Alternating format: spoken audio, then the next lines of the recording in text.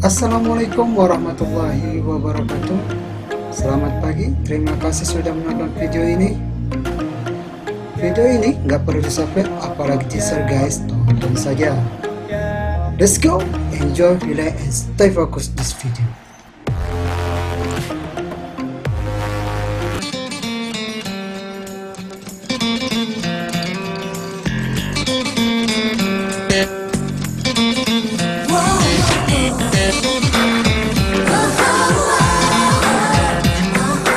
सोचती है ज्यादा कम वो समझती है, सोचती है ज्यादा कम वो समझती है।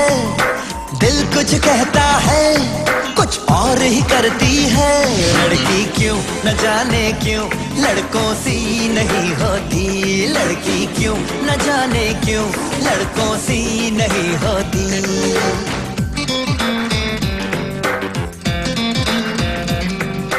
सोचती है ज्यादा कम वो समझती है। दिल कुछ कहता है कुछ और ही करती है। लड़की क्यों न जाने क्यों लड़कों सी नहीं होती, लड़की क्यों न जाने क्यों लड़कों सी नहीं होती।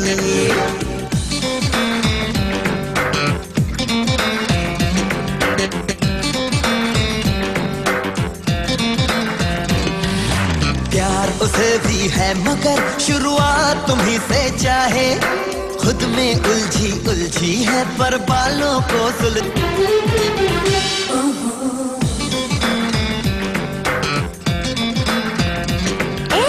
इतना ही खुद से खुश हो तो पीछे क्यों आते हो? फूल कभी तो उसको पता है ये कह ना सकोगे तुम। इसलिए लड़कियां लड़कों से नहीं होती, इसलिए लड़कियां लड़कों से नहीं होती।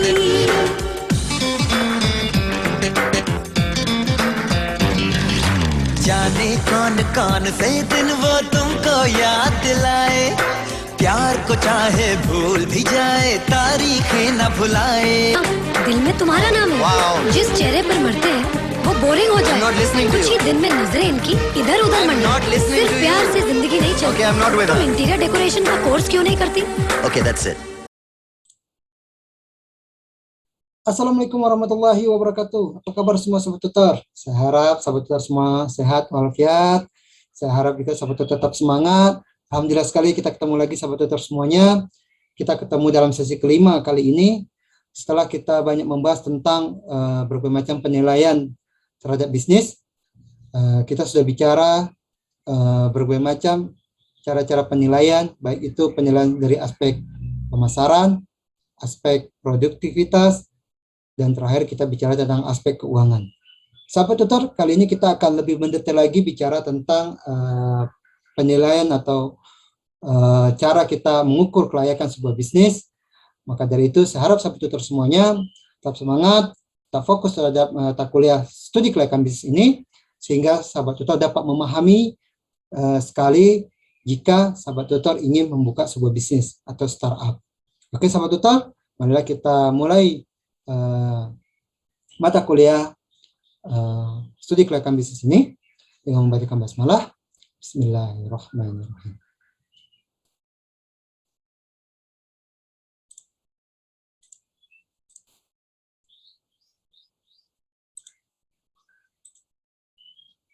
Sahabat tutor, kali ini kita akan membahas tentang studi kelayakan bisnis dari aspek penilaian ekonomi nasional dan manfaat sosial. Jadi semalam kita bicara tentang penilaian dalam segi komersil saya sahabat tutor, bahwasanya kita bagaimana cara mencari keuntungan sebuah perusahaan, bagaimana kita dapat mengefisiensi sebuah biaya dari produktivitas, dan bagaimana kita bisa melakukan strategi-strategi atau penilaian dari aspek pemasaran.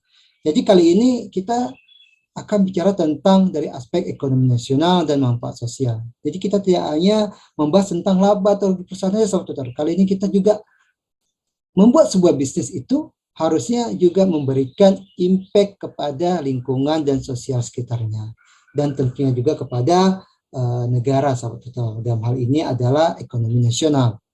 Jadi apa saja yang harus kita nilai dan apa saja konsep yang harus kita pahami di dalam penilaian aspek ekonomi nasional dan manfaat sosial itu. Bicara tentang ruang lingkup analisis ekonomi dan analisis keuangan. Dengan melakukan analisis ekonomi, diharapkan analisis bisnis ini atau proyek ini bisa menilai apakah suatu proyek itu memang tidak akan membebani perekonomian nasional. Jadi suatu proyek mungkin mempunyai dampak secara eksternal yang menguntungkan ataupun merugikan sahabat tutor. Jadi proyek yang kita lakukan ini akan tidak hanya memberikan dampak keuntungan ataupun benefit pada perusahaan saja, tetapi ada nggak dampaknya terhadap perekonomian nasional? Contohnya adalah pencemaran lingkungan sahabat tutor. Nah, pencemaran lingkungan dari tahun 2010 ataupun tahun 2000-an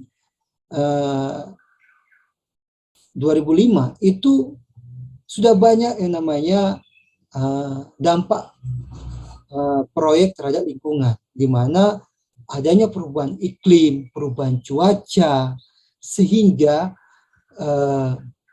hal ini akan membebani perekonomian nasional.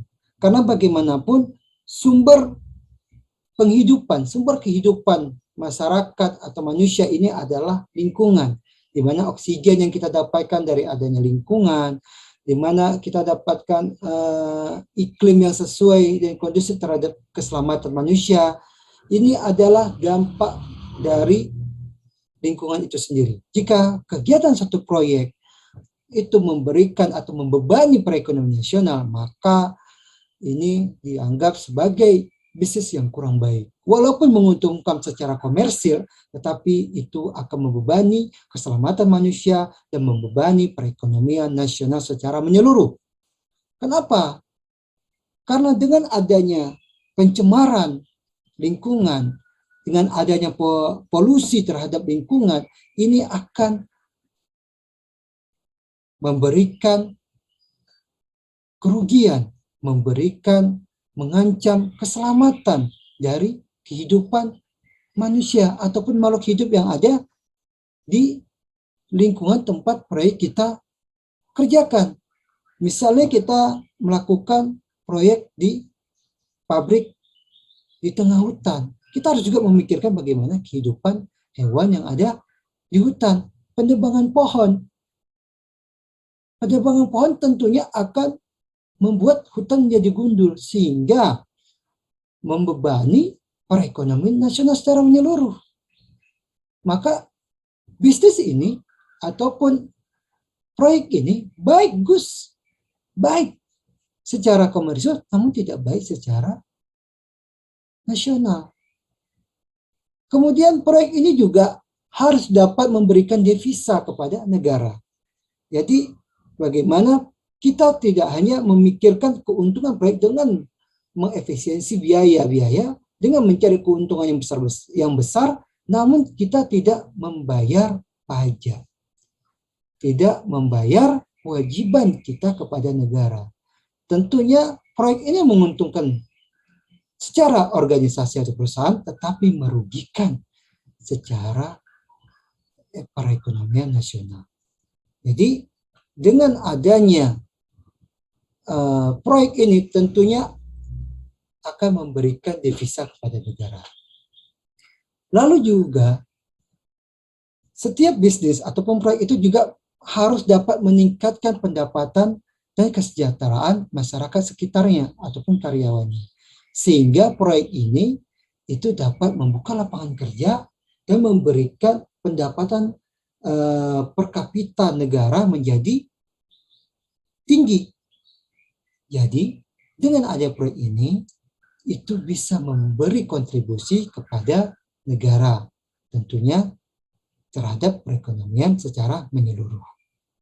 Jadi dengan ada proyek ini, maka adanya penghasilan terhadap karyawan, dengan adanya penghasilan karyawan, maka adanya pembayaran pajak. Begitu pula juga dengan ada proyek ini, tentunya dapat keuntungan dari perusahaan, maka dari keuntungan perusahaan itu, perusahaan juga akan membayar pajak. Dan tanpa harus mengenyampingkan masalah lingkungan. Lingkungan juga harus diperhatikan, baik itu lingkungan secara sumber daya alam maupun lingkungan sosial yang ada di sekitar proyek itu sendiri. Kemudian analisis dalam ekonomi nasional itu, jadi suatu proyek tidak hanya memperhatikan manfaat yang dinikmati dan pengorbanan yang ditanggung oleh perusahaan, tetapi oleh semua pihak dalam perekonomian. Nah, ini sudah jelas, ini yang disebut dengan analisis ekonomi nasional.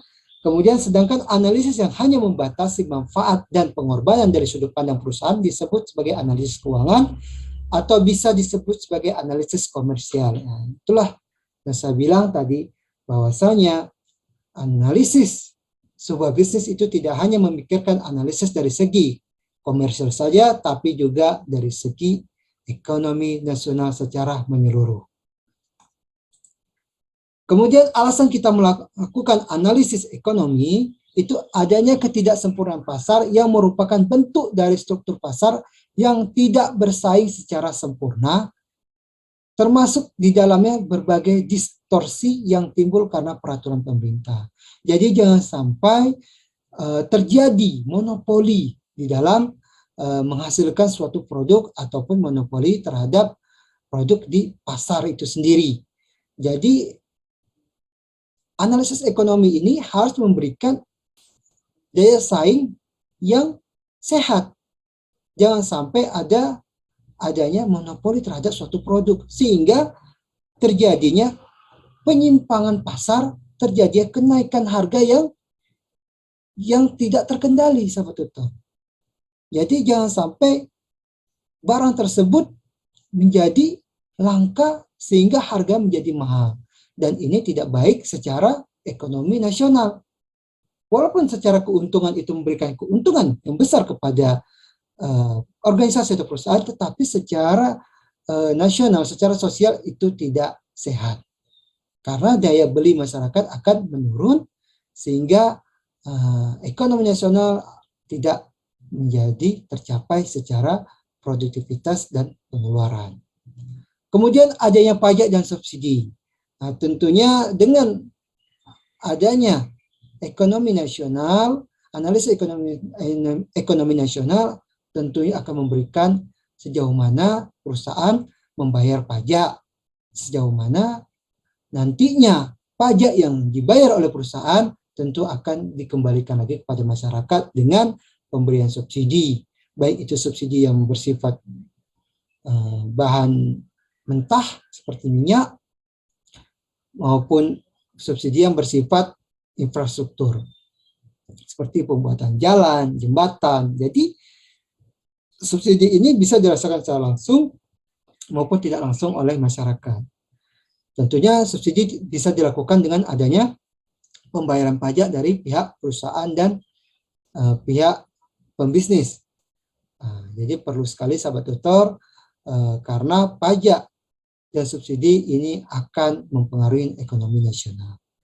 Kemudian adanya penambahan industri. Dengan adanya kebijakan-kebijakan yang longgar terhadap usaha, terhadap pembukaan lapangan kerja, maka akan tumbuhlah industri-industri baru, industri-industri yang siap untuk melakukan berbagai kegiatan usaha guna untuk meningkatkan pendapatan per kapita negara, guna meningkatkan devisa negara, sehingga perekonomian, pertumbuhan ekonomi dalam satu negara akan terus meningkat. Kemudian berlakunya konsep consumer surplus dan producer surplus. Jadi dengan adanya ekonomi secara nasional, maka konsumen itu mendapatkan yang namanya manfaat-manfaat yang lebih, produsen juga akan mendapatkan manfaat-manfaat yang lebih. Dengan adanya konsep ini tidak hanya menguntungkan satu pihak, tapi menguntungkan semua pihak, baik itu dari segi konsumen, produsen, dan maupun negara, dalam hal ini pemerintah, sahabat tutor semuanya. Baik sahabat tutor, bagaimana penilaian kita terhadap manfaat proyek bagi ekonomi nasional? Jadi analisis kemanfaatan perlu dilakukan untuk melihat manfaat apa yang timbul oleh proyek yang bersangkutan terhadap perekonomian secara nasional dan kemanfaatan secara sosial. Analisis ini bisa dilakukan secara kuantitatif ataupun kualitatif. Secara kuantitatif, tentunya dengan adanya proyek, itu akan memberikan pekerjaan, akan membuka lapangan kerja, sehingga secara kuantitatif itu pengangguran akan berkurang. Tentunya pendapatan masyarakat akan bertambah, sehingga ekonomi di dalam lingkungan proyek itu dan secara nasional negara akan semakin tumbuh dan meningkat. Namun secara kualitatif tentunya daya beli masyarakat akan semakin tinggi, sahabat. Dengan masyarakat membeli, masyarakat bisa mencukupi kebutuhan hidupnya, secara kualitas hidup akan semakin baik, sehingga akan menurunkan yang namanya kriminalitas, akan menurunkan kejahatan-kejahatan, sehingga ini secara kualitas hidup masyarakat akan lebih sehat, lebih tercukupi kebutuhan-kebutuhan hidupnya. Jadi di dalam melaksanakan sebuah proyek, kita tidak hanya memikirkan keuntungan saja, tetapi juga bagaimana kualitas kehidupan dari masyarakat secara sosial itu juga akan semakin tumbuh dan semakin meningkat. Kemudian aspek-aspek apa saja yang perlu kita analisis di dalam kemanfaatan proyek ini. Jadi kemanfaatan ekonomi ditinjau dari rencana pembangunan nasional. Analisis ini dilakukan untuk mengetahui seberapa jauh proyek yang akan kita dirikan, baik itu diperluas, direhabilitasi, direlokasi, maupun dimodernisasi, memberikan atau menambah kesempatan kerja bagi masyarakat. Menggunakan modal, bahan baku, dan tenaga lokal menghasilkan atau menghemat devisa, membantu pertumbuhan industri, memenuhi kebutuhan konsumen dalam negeri, dan menambah pendapatan nasional. Inilah sahabat tutor, seperti yang sudah saya jelaskan, bahwasanya dengan adanya proyek tentunya akan mengurangi pengangguran. Dengan adanya proyek tentunya pendapatan masyarakat akan bertambah. Hal ini juga harus diperhatikan bahwasanya kita harus merekrut tenaga kerja lokal yang ada di dekat lingkungan proyek itu sendiri. Dengan adanya proyek, dengan adanya usaha, dengan adanya pendapatan dari pekerja itu, tentunya akan adanya pembayaran pajak. Dengan adanya pembayaran pajak, tentunya akan meningkatkan devisa negara. Dengan adanya peningkatan devisa negara, maka pemerintah dapat membelanjakan sumber dana dari pajak itu kepada kesejahteraan masyarakat dari segi infrastruktur maupun non-infrastruktur, sehingga masyarakat dapat menikmati hasil pajak yang mereka bayar. Kemudian dengan adanya suatu proyek ada nilai tambah, sahabat tutor, di mana suatu proyek perlu mengetahui ada tidaknya kenaikan nilai tambah dari sebelum hingga sesudah adanya proyek itu sendiri, dengan membandingkan nilai tambah suatu proyek dengan proyek lain yang sejenis. Jadi ini adalah hal yang perlu dianalisis dari segi kualitas. Jadi ada nggak ada proyek itu terhadap kesejahteraan masyarakat? Tentunya harus ada, sahabat tutor. Dengan ada atau tidak ada proyek di lingkungan itu, ya ada nilai tambahnya. Kemudian nilai tambah terhadap proyek lain. Bagaimana kehidupan masyarakat di dalam proyek, di satu wilayah proyek dengan usaha yang sama di wilayah yang lain, ada nggak nilai tambahnya? Nah, bagaimana masyarakat di sekitarnya? Tentu hal ini juga menjadi aspek dalam menganalisis lingkungan di proyek tempat yang ingin kita dirikan. Apakah lingkungan di situ semakin bertambah, kehidupan mereka semakin melayak, kualitas hidup mereka atau tidak? Jadi ada proyek yang akan kita dirikan itu tentunya memberikan impact yang atau memberikan add value kepada masyarakat sekitar dan kepada negara ataupun pemerintah di daerah itu sendiri. Kemudian distribusi nilai tambah itu perlu kita perhatikan ya sahabat tutor.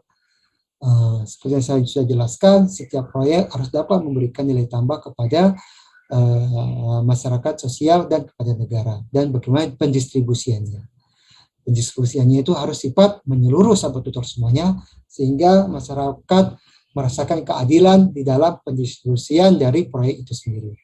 Kemudian nilai investasi per tenaga kerja, jadi perlu diukur seberapa jauh investasi yang ditanamkan dalam proyek yang bersangkutan dan jumlah tenaga kerja yang terlibat. Jadi dengan adanya proyek di sekitar situ, dengan adanya bisnis sekitar situ, maka kita memerlukan tenaga kerja yang banyak. Dengan ada tenaga kerja yang banyak, maka kehidupan masyarakat ataupun kehidupan dari karyawan yang bekerja di proyek itu menjadi meningkat.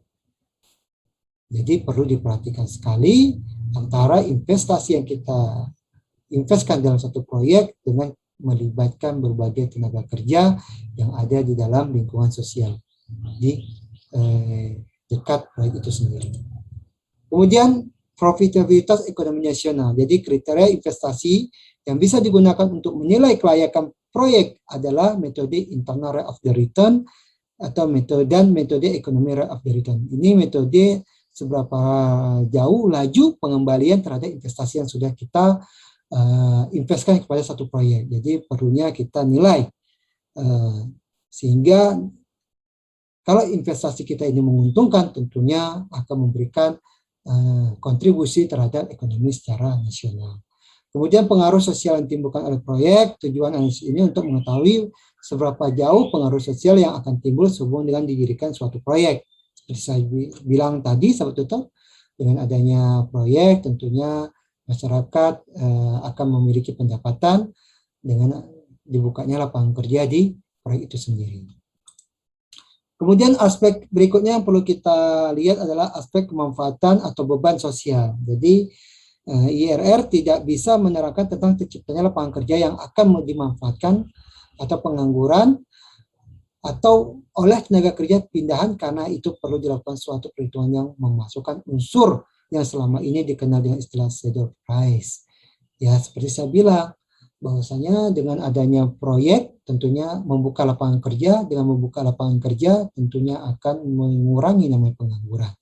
Namun, di dalam memilih tenaga kerja nantinya tentunya kita harus memilih tenaga kerja yang lokal ataupun tenaga kerja pindahan dari luar daerah. Hal ini harus kita perhatikan dari segi biaya, karena biaya yang harus kita keluarkan tenaga kerja lokal dengan biaya yang kita keluarkan dengan tenaga kerja di luar dari daerah itu tentunya akan berbeda. Maka dari itu perlunya adanya perhitungan secara detail mengenai penggajian dan biaya upah yang akan kita berikan ketika kita merekrut tenaga kerja pindahan dari luar daerah ataupun tenaga kerja dari lokal. Tentunya perlu adanya negosiasi di dalam memberikan upah ataupun gaji terhadap pemanfaatan dari tenaga kerja lokal. Karena bagaimanapun investasi yang kita invest itu tidak secara langsung dapat dinikmati oleh masyarakat, tetapi secara tidak langsung itu akan membuka lapangan kerja. Lapangan kerja itulah yang akan memberikan pendapatan kepada masyarakat sehingga kehidupan masyarakat menjadi lebih baik lagi. Itu dari segi aspek ekonomi nasional sehingga semuanya menjadi untung. Dengan semua menjadi untung, maka keuntungan itu ada pajak di dalamnya. Ketika kita membayar pajak, maka kita ikut di dalam pertumbuhan ekonomi nasional, sahabat tutor semuanya.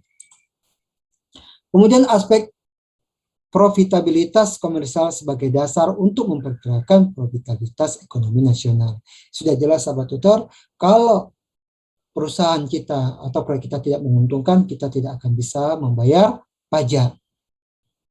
Itu tentunya profit komersial dari organisasi akan sejalan dengan profit ekonomi secara nasional.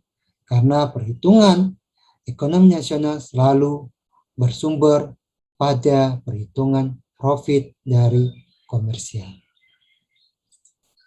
Sahabat tutor, kali ini kita akan berdiskusi di pertemuan diskusi kelima ini.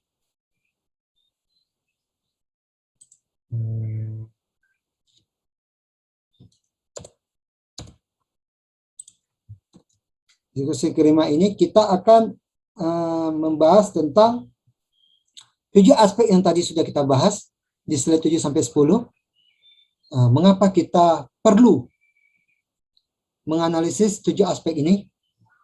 Ya, sahabat tutor bisa baca di slide 7 sampai slide 10 tadi, di mana kita harus dari nilai tambahnya, ya, distribusi nilai tambah, bagaimana kita melihat pengaruh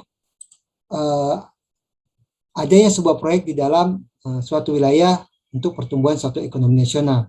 Jadi sahabat tutor harus menjelaskannya mengapa 7 aspek ini perlu kita analisis.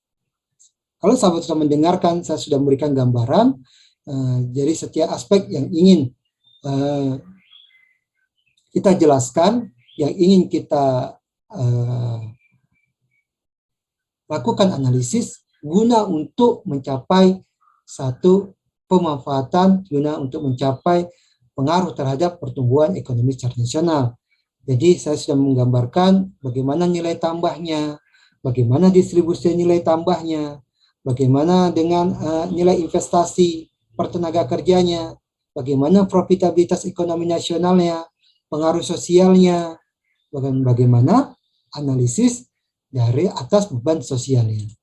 Kemudian bagaimana profitabilitas komersial itu dapat memperkuat atau meningkatkan profitabilitas ekonomi secara nasional. Di sini sahabat tutor jelaskan bagaimana, kenapa hal ini harus kita analisis. Pengaruhnya ke apa? Oke, sahabat tutor, di sini saya harap sahabat tutor dapat menjawab diskusi ini dengan menggunakan bahasa sendiri. Boleh menggunakan sumber atau referensi dari buku ataupun dari website yang lain. Namun gunakan pedomannya adalah materi inisiasi kita dan buku yang ada disediakan oleh Universitas Terbuka.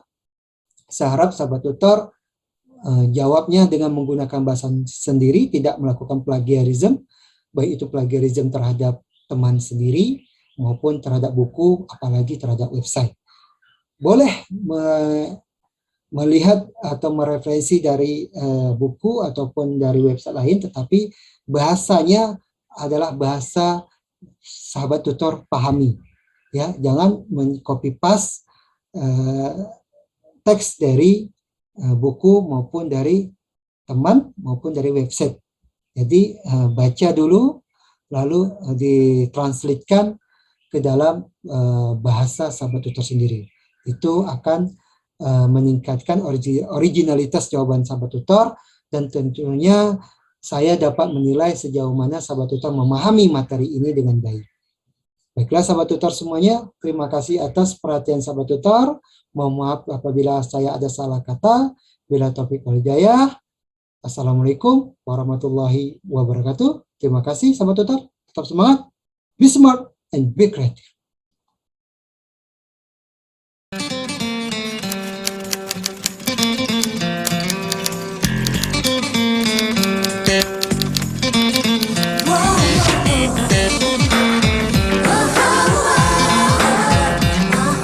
सोचती है ज्यादा, कम वो समझती